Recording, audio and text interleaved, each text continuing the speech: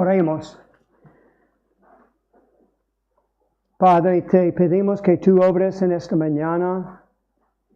La gente aquí ha venido con necesidades diferentes, pensamientos diferentes, quizás dificultades o quizás algunos pues súper alegres esta mañana.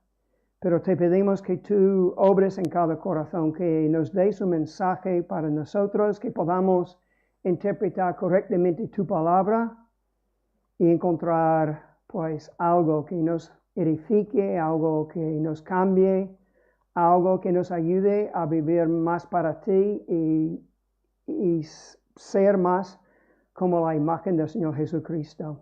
Y te lo pedimos en el nombre de Jesús. Amén. Pues como habéis visto, algunos de vosotros, no todos reciben el mensaje por la mañana, pero el título esta mañana es: el plan de Dios es perfecto, pero su pueblo no tanto. Y el punto principal es que vamos a ver aquí grandes atributos de Dios mientras Él lleva a cabo su plan a pesar de los defectos de su pueblo.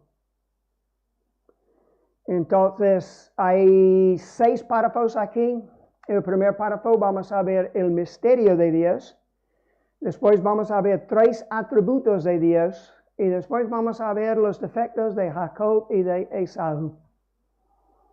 Y otro capítulo que por lo menos a mí lo encuentro súper interesante. Entonces, vamos a ver primeramente, pues los primeros 6 versículos, y no voy a leerlo todo, especialmente los nombres.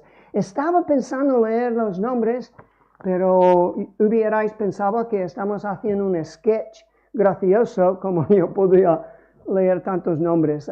Gracias, Lucía, lo has hecho muy bien, creo. Porque son muchos nombres y muy complicados. Pero en los primeros 6 versículos vemos aquí: Abraham tomó otra mujer cuyo nombre era Cetura. Y a los hijos, y tienen hijos, y después dice: a los hijos de sus concubinas dio Abraham dones, regalos, y los envió lejos de Isaac su hijo, mientras él vivía hacia el oriente, a la tierra oriental. Pero lo que llama mucho la atención aquí, vamos a llegar allí dentro de un momento, es lo he llamado el misterio de Dios. ¿Qué está pasando? ¿Por qué nos cuenta acerca de otra esposa o concubina de Abraham que ha dado a luz a 6 hijos más? ¿Qué vemos aquí? Y es el misterio de Dios porque creo que corresponde con algo que dice en Efesios 3, de 1 a 6. Hace poco una persona me dio un sermón sobre el misterio de la Biblia, del Nuevo Testamento, y lo que yo amo aquí, el misterio de Dios. Voy a escuchar estos 6 versículos de Efesios 3. Por esta causa yo, Pablo, prisionero de Cristo Jesús, por vosotros los gentiles, si es que habéis sido oído de la administración de la gracia de Dios que me fue dada para con vosotros, que por revelación me fue declarado el misterio, como antes lo he escrito brevemente, leyendo lo cual podéis entender cuál sea mi conocimiento en el misterio de Cristo. Misterio que en otras generaciones no se dio a conocer a los hijos de los hombres, como ahora es revelado a sus santos apóstoles y profetas por el Espíritu, que los gentiles son coherederos y miembros del mismo cuerpo, y copartícipes de la promesa en Cristo Jesús por medio del Evangelio. Vemos en el Antiguo Testamento que Dios había escogido a Israel Pero desde el comienzo, el plan de Dios está pensando en todas las etnias del mundo, en todas las naciones, en todas las familias. Y eso es lo que vemos aquí, que Dios siempre ha tenido en cuenta los gentiles. Su redención, su salvación es tanto para los judíos como para los gentiles. Israel fue llamada para ser una nación misionera. Y hemos visto una parte de la historia de Israel que cumplía con este llamamiento, en otras partes no tanto. Pero ese es el plan de Dios. Y por eso el plan de Dios eterno es llegar a todo el mundo. Y por eso llevamos nosotros el Evangelio ¿a dónde? A los confines de la tierra. Ahora, todavía estáis allí preguntando, pero Gregorio, ¿cómo has sacado ese de estos 6 versículos? Que habla acerca de Cetura y estos. Porque muchos eruditos creen que la prole de Cetura simboliza los gentiles. Y aquí tiene 6 hijos. Entonces, en resumen, ¿cuántos hijos tuvo Abraham? Si estás jugando a trivia bíblica, aquí tiene 6. ¿Cuántos hijos tuvo Abraham? Abraham. 8. 6 más Ismael más Isaac. Bueno, no era un truco, pero parece que estamos hablando de Isaac y después Abraham. Pero tiene 6. 8. 6 más 2.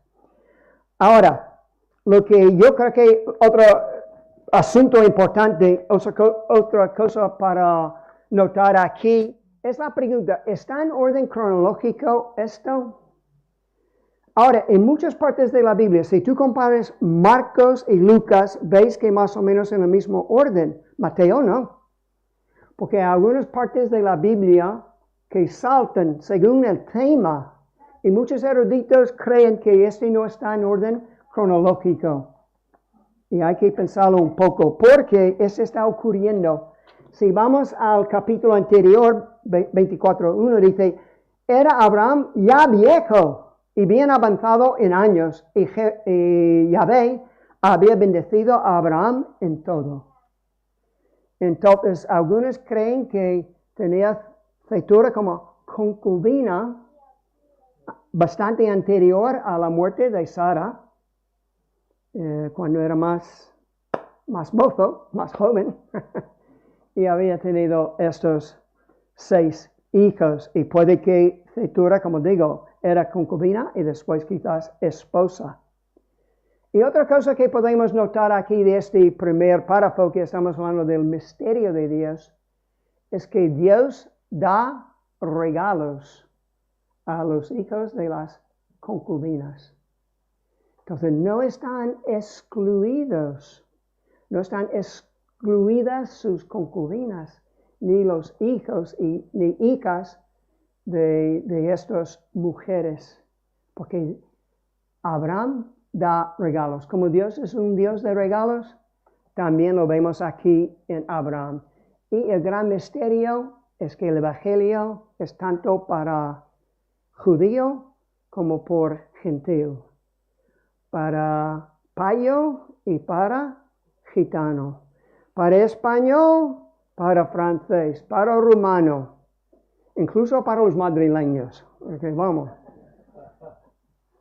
Entonces el Evangelio es para todos, el misterio de Dios, que iba a incorporarse en la bendición de Israel, los gentiles. Ahora vamos a ver algunos de los atributos de Dios, de 7 a 11. Hubiera podido llevar ese varios adjetivos, pero he cogido la fidelidad de Dios. Vemos más que la fidelidad de Dios aquí, pero vamos a verlo de 7 a 11, la fidelidad de Dios. Mira lo que pasa en versículo 8. Abraham murió en buena vejez, anciano y lleno de años, y fue unido a su pueblo. También leyendo los comentaristas que entienden que unido a su pueblo en esta época hubiera indicado que sí tenían la esperanza de una resurrección, de una vida eterna, de que ellos, los hebreos ya hace 4,000 años ya entendían que la vida no terminaba con la muerte, que había algo más. La fidelidad de Dios a Abraham. Y otra cosa que vemos aquí, sus 2 hijos mayores están unidos en el enterramiento. En algún momento hemos hablado de esta dificultad. Hoy, ¿qué está haciendo Abraham con echar de casa, para decirlo de una manera, a Ismael? No, pero Dios tenía un plan y tenía bendiciones para Ismael, que vamos a ver dentro de un momento. Abraham, como Sara, ¿os acordáis de la importancia de esta parcela de tierra para Sara? Abraham está enterrado en la tierra prometida, representando como la promesa de esta tierra pertenece a la descendencia de Abraham. Y también 25:11, vemos aquí que Dios bendijo a Isaac. La fidelidad de Dios va a bendecir a Abraham, después a Isaac, después a, ¿qué hijo? Jacob. Después, si alguien puede hacerlo, pero sería difícil, ¿no? Rubén, Leví, Simeón, Judá, etc. Todos los hijos de Jacob. Pero la línea real iba a pasar por Judá. Y otra cosa para ver la fidelidad de Dios, ¿habéis pensado en eso? Ese nombre tan raro, ¿no? El pozo que se llama, ¿cómo es? Viviente. El viviente que me ve. El viviente que me ve. En el contexto, no es el viviente que me está allí observando, ¿qué es esta palabra? Acechándome, buscando un defecto. No, está allí vigilando para bendecir, para ver cuáles son las necesidades, como Agar tenía necesidad, como Isaac ha tenido necesidad. Dios está allí vigilando. El Señor es mi pastor, nada me faltará. Nos vigila en ese sentido para ver lo que necesitamos. La fidelidad de Dios. ¿Cuántas veces hemos visto Dios allí proveyendo justamente en el momento lo que hemos necesitado? La fidelidad de Dios. Ahora, el siguiente párrafo de 8 a 18 he llamado la bondad de Dios hacia Ismael. Aunque como el otro párrafo también hubiera sido la bondad, ese puede ser la bondad o la fidelidad de Dios. Pero la bondad de Dios hacia Ismael. Y vemos, ¿quiénes son los 12 hijos de Ismael? Son 12 príncipes. Y también hemos dicho eso en otro sermón, cuando hemos sacado más a Ismael, que muchas de las promesas, y María estaba aquí este día, que sabe las promesas mucho mejor que yo, y ha podido citar, creo que era de Jeremías. Hay varias promesas, especialmente en los profetas, que se entiende que tiene que ver con los hijos de Ismael. Entonces, eso es lo que Dios ha hecho una promesa. No debemos pensar que todo es por el carácter de Ismael, que todo es malo. No, todos somos pecadores y hay grandes promesas todavía para los hijos de Ismael. Vivió 137 años. La bondad de Dios, la fidelidad de Dios. Y también, como hemos dicho, Dios promete bendecir a Ismael. Voy a leer solamente uno de ellos. Génesis 17:20. Génesis 17:20. Hay varios de esos. Y que dice aquí, y en cuanto a Ismael, también te he oído. He aquí que le bendeciré y le haré fructificar y multiplicar mucho en gran manera. 12 príncipes engendrará y hará de él una gran nación. Entonces también vemos allí la bondad de Dios, la bondad hacia Ismael y también hacia su prole. Otro párrafo aquí, de 19 a 23. 19 a 23, y voy a leer estos porque es un poco más importante ponerlos otra vez en el contexto. Y estos son los descendientes de Isaac, hijo de Abraham.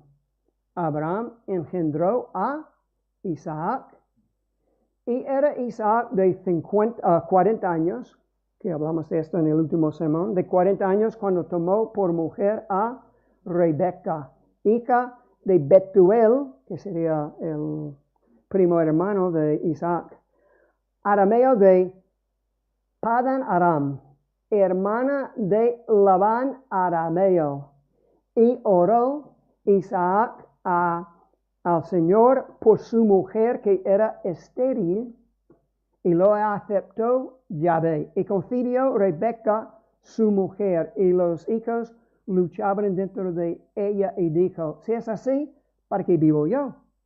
Porque ella sabía que había algún problema. Y fue a consultar a Yahvé, y le respondió Yahvé, 2 naciones ha en tu seno, y 2 pueblos serán divididos desde tus entrañas. Un pueblo será más fuerte que el otro pueblo, y el mayor se verá al menor. Y leyendo esto, con un análisis de este párrafo, estaba pensando, ¿qué es? ¿La gracia de Dios primordial o la soberanía de Dios primordial? ¿Qué tenemos aquí? Entonces lo que he decidido es llamarlo la gracia soberana de Dios. Porque vemos aquí su soberanía, su gracia, también su fidelidad y bondad, su carácter, en tener un plan, porque Él es soberano. Él es el que tiene control de la historia. Y ya dice, entre otras cosas, que el mayor se verá al menor. ¿Quién era el mayor? Esaú. Entonces, Esaú iba a servir a Jacob. ¿Y dónde vemos gracia y soberanía? Entre otras cosas, 21, versículo 21, donde dice, oró Isaac al Señor por su mujer que era estéril, y lo aceptó el Señor, y concibió Rebeca su mujer. Otra vez estamos repitiendo de los otros sermones. Herencia de Dios son los hijos. En varias versiones de la Biblia ponen regalo de Dios son los hijos. Porque son un regalo, una herencia, una gran bendición. Entonces vemos la gracia allí. Y también vemos la gracia de Dios en el hecho de que Rebeca nota que hay algo raro y ora a Dios. Y Dios le responde. Le contesta su oración y le explica lo que Él está haciendo. Esclarece lo que está pasando. Y lo vemos allí en 23. 2 naciones han tu Señor. Yo creo que yo sepa, todavía no había inventado la ecografía, ¿no? Yo no sé cómo sabían en aquella época, no sé si poniendo el oído allí, pues 2 latidos, no sé, o muy grande, o lo que fuera. Pero claro, Dios sí sabe. Y vemos aquí, ese es el plan, un plan de gracia, de misericordia, de compasión, un gran plan, el plan soberano de Dios, que el mayor se verá al menor. Dios, por sus motivos, ¿sabes? Como a veces sus motivos son un poco misteriosos, pero Dios elige a Jacob. Y cuando comencé esto, yo estaba pensando, pues voy a hablar de este versículo que dice, a Jacob amé, mas a Esaú aborrecí. Después decidí, no voy a hablar de eso, es demasiado difícil. Pero mirándolo esta mañana, no tengo apuntes, pero voy a intentar tocarlo un poco. ¿Qué quiere decir eso? A Jacob amé, mas, pero a Esaú aborrecí. Y los comentaristas, los grandes teólogos han dado varias explicaciones, pero una de las cosas que dicen que cualquier persona puede entender es una fórmula un poco simplista, pero es una cosa que cualquier persona puede entender. Dios ama al pecador, pero odia al pecado. Eso todo el mundo se puede entender. Otra cosa que podría ser una explicación, ya se me ha ido el pensamiento. Bueno, no voy a poder hacerlo en orden, voy en otro orden. Otra posibilidad, algunos hablan del amor, es una cosa emocional en algunos contextos, pero en otros contextos puede ser una cosa jurídica. Y ese decir aborrecí a Esaú es más como una declaración jurídica. No le he elegido. No está en la línea. Tiene que ser uno o el otro. Y yo he elegido a Esaú. Y la tercera explicación no me acuerdo. Entonces, debía haber tenido apuntes. Pero si tienes una pregunta, ya lo he pensado bastante en mi vida. ¿Cómo podía ser eso? Pero yo creo que nadie tiene que pensar, hoy Dios me odia. Porque en plan emocional, Dios ama, tiene un amor universal. Pero también podemos ver en varios sitios donde habla acerca de odiar al pecado. Ahora recuerdo la tercera explicación. Alguna persona había dicho, tú amáis a vuestros hijos, ¿no? ¿Queréis a vuestros hijos? Claro que sí. Pero si una empieza a tomar droga, y empieza a, podéis entender, le quiero, pero odio lo que, esa cosa que está destruyendo la vida. Incluso estoy odiando a dónde va, lo que su vida se está haciendo algo que también odio. Entonces yo creo que podemos, pero que nadie piense que Dios te odia, ¿eh? Por lo menos yo creo que tenemos explicaciones para ver eso. Pero Dios elige a Jacob. ¿No debe ser libre Dios para elegir? ¿No es Dios soberano? Y algunas personas, para imaginar que Dios es soberano, un poco que Dios es amoroso, tienen que borrar que Él es soberano. Algunas personas, para pensar que Dios es amor, tienen que poner al lado que es soberano, pero la Biblia nos invita a entretener los dos pensamientos, el gran amor de Dios, su fidelidad, su gracia, su soberanía, y que Dios es bueno y que todo va junto. Ahora vamos a ver, lo hemos visto de Dios, que tiene ese gran plan, que es misterioso, la fidelidad de Dios, la bondad de Dios, la gracia y la soberanía de Dios. Pero también vemos los defectos de las personas. ¿Y qué vemos allí en Jacob primero?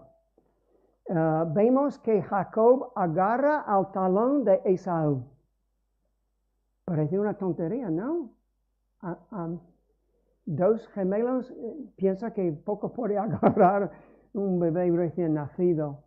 Pero aunque es verdad que lo estaba, a lo mejor su mano pegada al talón la mano de Jacob pegado al talón de Esaú, simboliza y dice que Jacob es el que suplanta. Y el nombre Jacob quiere decir varias cosas. Implica que él es tramposo, engañador, fullero. Bueno, esa es una palabra que conocemos aquí en esta iglesia, fullero. Pero eso es lo que implica. Y vamos a ver, si vamos a capítulos 26, 27, 28, 29, no recuerdo exactamente cuáles son, pero vamos a ver lo que Dios hace en el corazón de Jacob. El fullero original, que era Jacob. Y el párrafo de 29 a 34 vemos el fracaso de Esaú y su mal ejemplo. Que viene del campo, tiene mucha hambre. Jacob evidentemente es un buen cocinero que tiene ahí un guiso rojo. Y mira, Esaú, ¡ay! ¡Voy a morir! ¡Ay! Es que voy a morir de hambre. Y Jacob, el tramposo, dice, bueno, estoy viendo este guiso por tu primogenitura. ¿Quién nació primero? Esaú. Entonces, evidentemente tenía el primogenitura, aunque Dios ya había dicho que la línea real iba a pasar por Jacob. Entonces, ¿qué es lo que Dios piensa de lo que ha hecho Esaú? ¿Sabes cuántos sermones recientemente en los últimos 4 o 5 capítulos de Génesis hemos tenido que ir a Hebreos 11 para ver la solución? Ese es Hebreos 12. Nos explica la interpretación de Dios sobre la acción de Esaú de vender su primogenitura por un guiso. Hebreos 12, de 15 a 17. Hebreos 12, de 15 a 17 dice, mirad bien, no sea que alguno deje de alcanzar la gracia de Dios, que brotando alguna raíz de amargura os estorbe, y por ella muchos sean contaminados. Ahora estamos hablando de una cosa seria, que para aplicación podría haber una raíz de amargura. No sea que haya algún fornicario o inmoral, una persona inmoral, o profano, una persona profana, como Esaú, que por una sola comida vendió su primogenitura, porque ya sabéis que aun después deseando heredar la bendición fue desechado y no hubo oportunidad para el arrepentimiento, aunque lo procuró con lágrimas. Entonces tenemos aquí, decimos, un mal ejemplo de Esaú, pero nos lleva a un buen ejemplo. Una cosa para temer es tener una raíz de amargura en el corazón, de entretener la posibilidad de seguir con rebeldía y enfado. Rebeldía contra Dios y rebeldía contra los demás. Entonces tenemos ese como un aviso. Ahora, no creo que ese arrepentimiento es que Esaú buscó el arrepentimiento para la salvación. Yo creo que está limitado un arrepentimiento de esta acción. Ya había vendido la primogenitura y no podía recuperarla. Entonces yo creo que este puede ocurrirnos a nosotros. Tenemos un aviso a cómo debemos hacer algo, no ser profano, porque esta palabra es reverenciar y respetar. Bueno, una persona que es profana es irreverente y es una palabra irrespetuosa. Entonces, es un mal ejemplo en ese sentido porque no se porta como un creyente verdadero. Y yo creo que vamos a ver los primeros capítulos, Jacobo tampoco, por lo menos hasta que no tenga un encuentro con el Señor. Entonces, la aplicación es debemos reverenciar y respetar a Dios por amor y gratitud. Querer vivir para Él. Si entendemos lo glorioso que es Dios, lo gloriosa que es la cruz de Cristo, la fabulosa que es la obra de Cristo en morir en la cruz por nosotros en nuestro lugar, Bueno, vamos a amarle y querer servirle y vivir para Él. Viene del corazón, entendiendo todo lo que Dios ha hecho por nosotros. Entonces voy a seguir con esta idea en el último párrafo. No, eso ya hemos terminado los párrafos. Hemos dicho que Esaú es un mal ejemplo, pero mira cómo puede servir como un ejemplo útil e importante. ¿Por qué? Porque todos pecamos y no alcanzamos la gloria de Dios. Sí, es un mal ejemplo, pero ese no es solamente un ejemplo moralista para que intentamos hacer mejores personas. Ese es un ejemplo para que reconozcamos que todos somos pecadores. Todos. Ninguno ha alcanzado la gloria de Dios. Todos necesitamos a un Salvador, alguien que nos ama y nos rescata de nuestro pecado y del infierno. Todos necesitamos a un Salvador. Esaú lo necesitaba y nosotros también. ¿Y quién iba a ser ese Salvador? Iba a ser un descendiente de Abraham y de Isaac y de Jacob. Ya vemos el plan perfecto y glorioso y soberano de Dios. El Salvador. Dice en Lucas, hoy os ha nacido un Salvador. Lo que necesitábamos, uno que vendría y moraría en una cruz en nuestro lugar por nuestros pecados. Lo que estoy viendo recientemente, no puedo llevaros a todos los casos que he visto en los últimos 6 meses, pero quiero,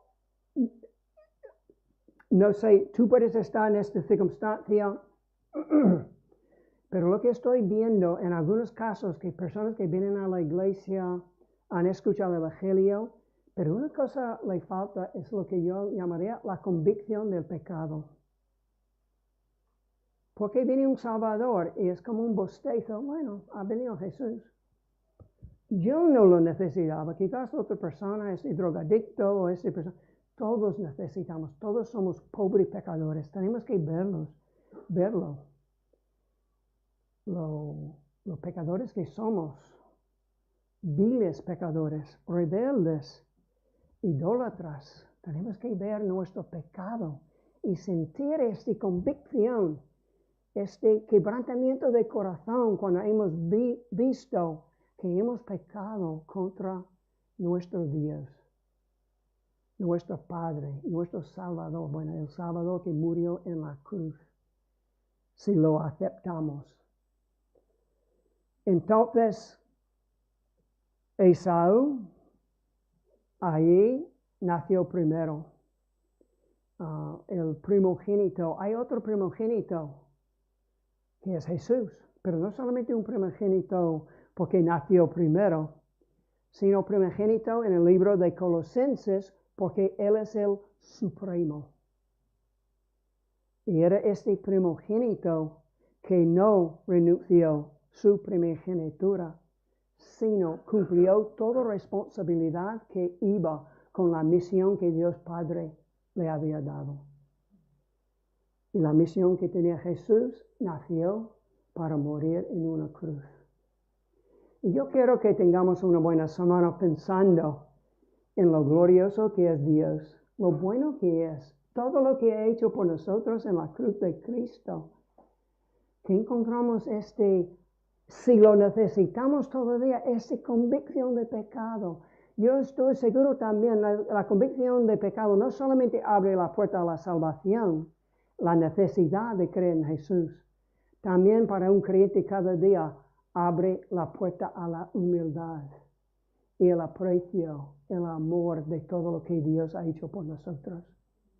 Y vamos a pedir que Dios nos enseñe esto, que nos ha dado a nosotros el derecho de ser hechos hijos de Dios, creyendo en Él, arrepintiéndonos y creyendo en Él. Oremos. Padre, gracias por quién eres, lo glorioso que eres, un Dios bondadoso, fiel, de gracia, soberano, que tienes un plan perfecto y que tú recibes a pecadores como nosotros por medio de la persona obra de Jesucristo. Ayúdanos a cada uno a vivir esta semana con más energía, más fuerzas, más ánimo en ti, cuando reconozcamos todo lo que tú has hecho por nosotros. Y te lo pedimos en el nombre de Jesús. Amén.